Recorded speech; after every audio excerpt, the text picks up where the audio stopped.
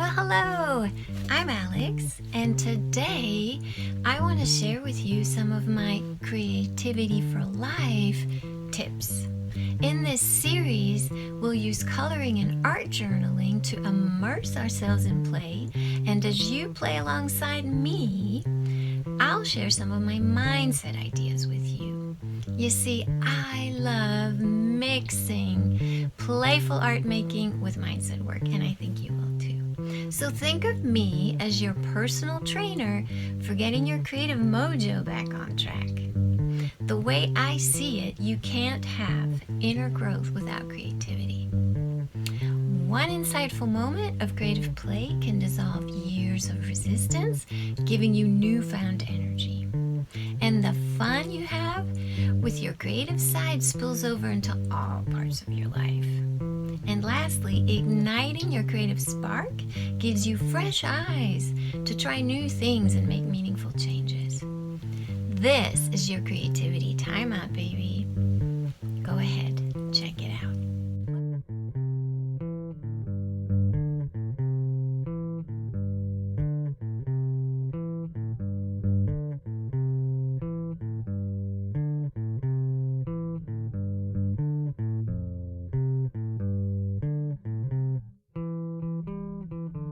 Well, hello! Today we've got another color along, and this means I'm going to color and I'm inviting you to color too. So grab your favorite coloring tools. Today I'm going to use a combination of watercolor markers and watercolors inside brush pens. And you'll need something to color, of course, so grab your sketchbook so you can color in some doodles you've done, or maybe you've got a coloring book or some coloring pages printed out. If you don't have anything handy to color in, I've got you covered. I made a PDF with 8 coloring pages that you can download and then print. The only thing I want you to keep in mind is if you're printing on thin paper, watercolor may not be your best choice. It'll be a lot easier to work with markers, highlighters. You can work with watercolor markers, but if you start wetting your paper when it's super thin, then it starts to buckle and stuff. So we don't want that. So let's do this, but one more thing I wanted to mention in case you've never worked with watercolors the way I am. I'm using liquid watercolors that is very concentrated, and it comes in these little bottles, and I'm putting it in these water brush pens that I have. So a lot of people just use these with water, which is also great. I do that too, but I can put a few drops of that concentrated watercolor pigment in here, fill it up with water, shake it, and have my watercolors ready to go that way, just so you know. All right, let's go.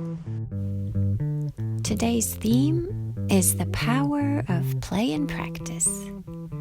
I'll share why living large is really about thinking tiny, all through the lens of creativity, of course. So let's start with a word about practice. And this means we're going to talk about habits. So go into any bookstore and you'll find shelves and shelves of self-help books about creating new habits. But here's something that often gets overlooked.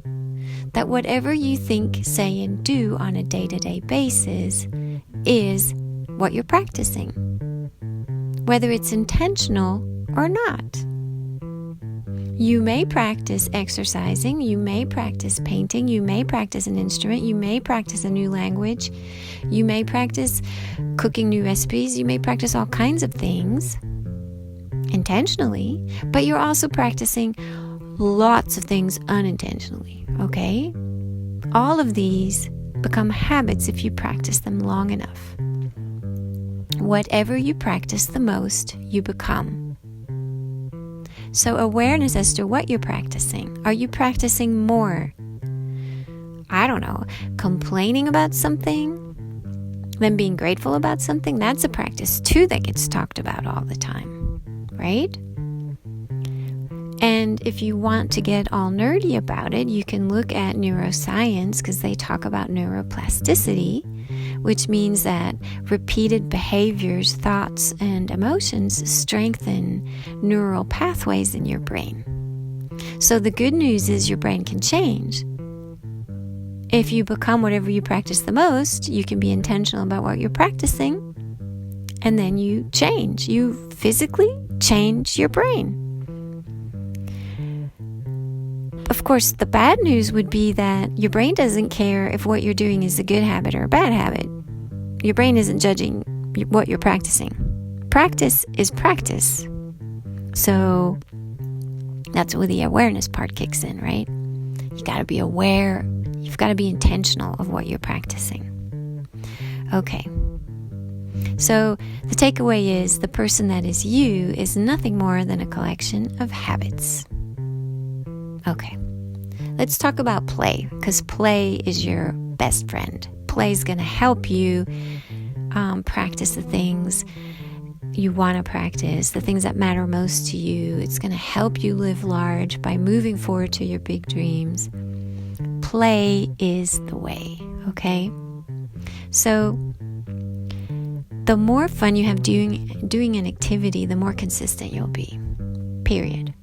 You want to keep showing up for yourself, to keep practicing, to keep strengthening those neural pathways in your brain. Make it fun. And then I want you to also take away that play isn't a luxury. Play isn't what you do when you get everything else done. Play isn't what you do after your kids graduate and they don't need you anymore. Play is something you need to be doing all the time, because it's actually going to help you move toward the life you want. It's an energy source, okay?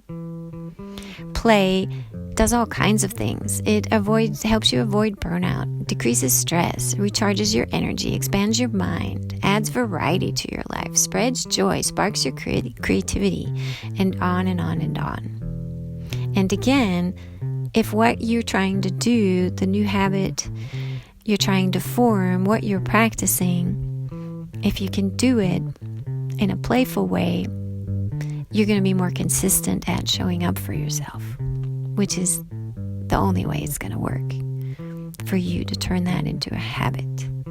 And the other ingredient here, besides making it fun for yourself, is keeping things tiny. So this is why living large is actually about thinking tiny comes in. So, okay, let's talk about, like, at the beginning of every year, you know how we set these big goals, right? Where we aspire to big things, we want to live larger than we're living. And we think discipline is the key ingredient. And we need to push ourselves harder because we didn't do enough. We didn't achieve it last time. We messed it up. We failed, whatever. And we think hustle, hustle, hustle. But the key isn't to hustle harder. It's to unlock energy. It's to unlock motivation. It's to get momentum going. And you do that through small, durable moments of creative play. So most of the resistance lives at the beginning of a task. We put stuff off. We just don't get started with it. We turn it into like this big mountain and we put it off. But everybody's had the experience of putting off, I don't know, writing emails or something, or doing some kind of accounting task or something that you just kept procrastinating. You know, days turn to weeks, weeks turn to months. When you finally do get around doing it, you think, oh my God, this is like not nearly as hard as I thought it was. You know, you have that feeling like, duh, I could have gotten this over with instead of fretting about it for 4 months. It really wasn't that bad. Or maybe you got help on it or whatever. It turns out to be not nearly as bad. Okay, well, all of that is self-sabotage, and we all do it. We all avoid starting. But just keep in mind that resistance will go away. It's only at the beginning. So if you can jump in and do something, then your momentum does the rest. So small tasks, tiny, tiny tasks. is the way to go. Your motivation kicks in after you start, not before. You gotta jump in. Make it a 10-minute thing, a 15-minute thing. Make it something that feels light and fun, even if it's something boring like accounting. Do whatever you can to mentally think about it as this tiny chunk of time, this tiny task. Today, all I have to do is write the list of how to go about whatever. Today, all I have to do is look at all my files and organize them so that I can come back tomorrow and I know where I left off. Today, all I have to do, whatever. Make it a task you can get done, and you may actually end up doing more if your schedule allows it, but the goal here is not to put it off.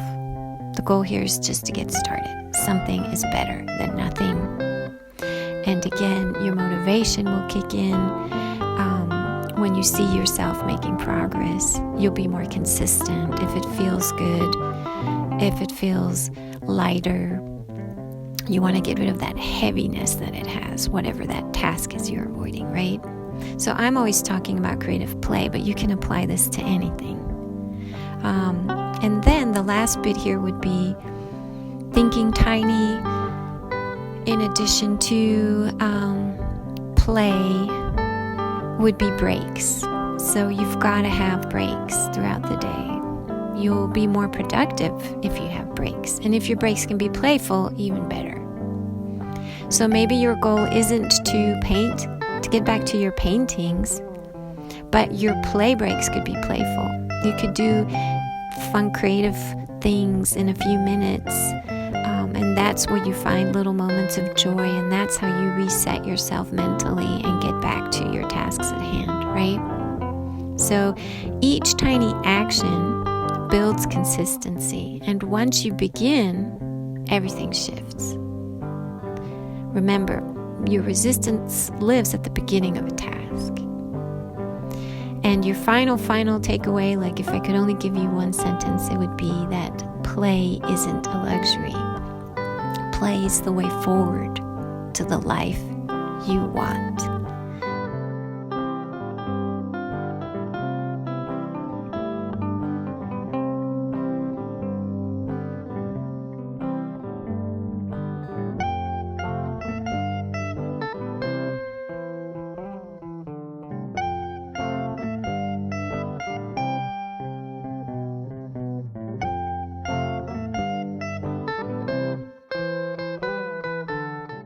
Well, I hope you had fun taking this tiny creative play break with me.